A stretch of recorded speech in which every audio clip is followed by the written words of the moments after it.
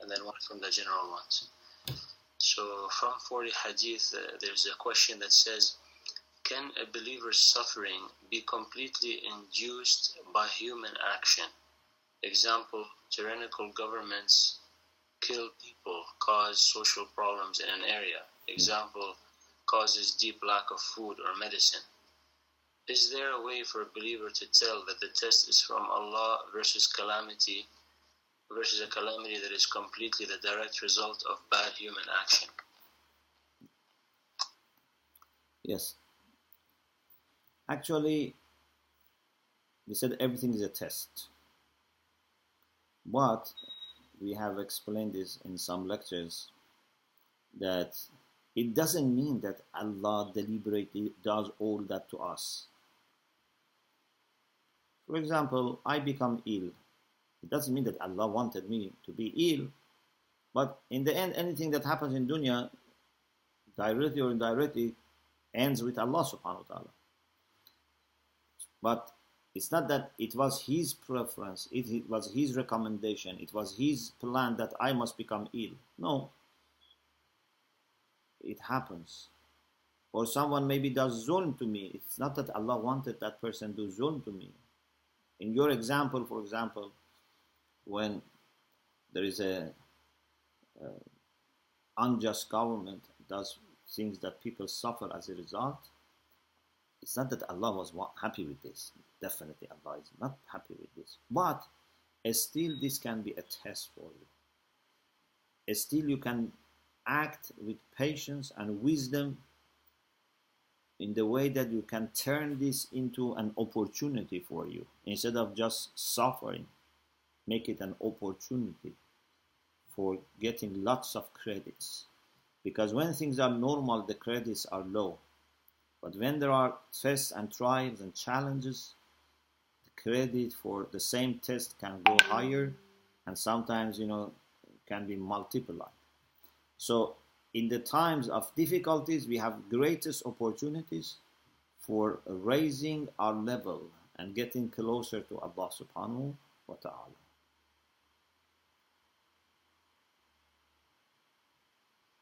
Thank you very much. No.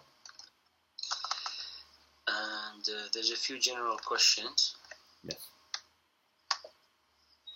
So, just trying to find the page.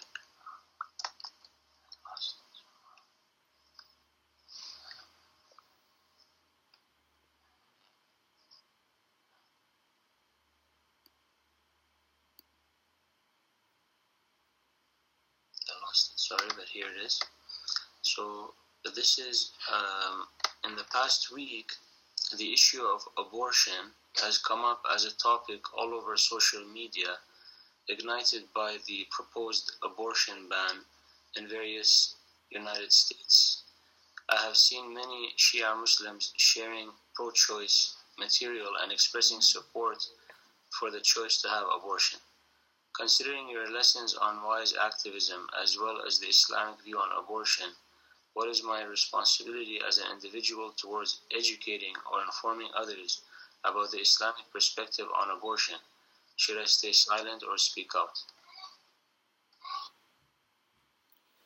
I think in this situation, if someone is well informed, they can express that much of Islamic position on abortion that would be relevant to that context and appreciated.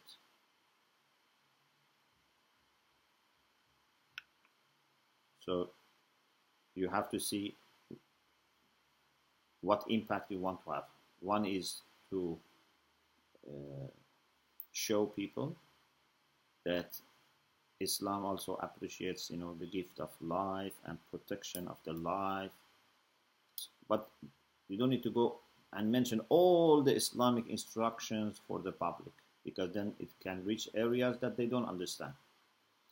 And also, you have to see if this debate needs your support or not.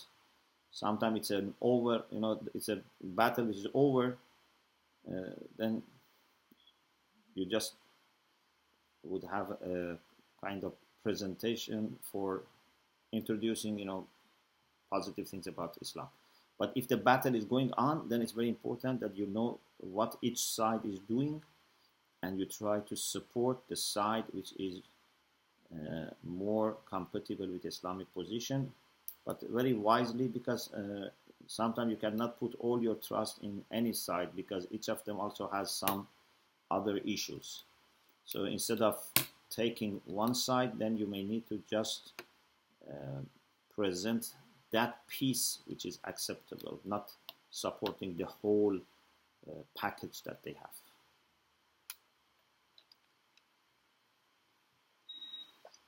The next question is the following. Is it a good idea to do activities of social nature like tabligh and things with the intention to help advancement of Islamic causes in the nights of Qadr, or is it better to reserve them for personal relationship with Allah only? If that activity has to be done in the night of Qadr, it's good to do it, but not let it take all your time. But if that activity can be done another time, so use Laylatul Qadr for something that you cannot do it another time.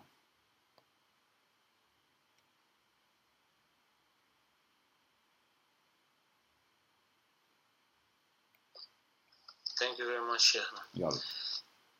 So that's it for the questions today.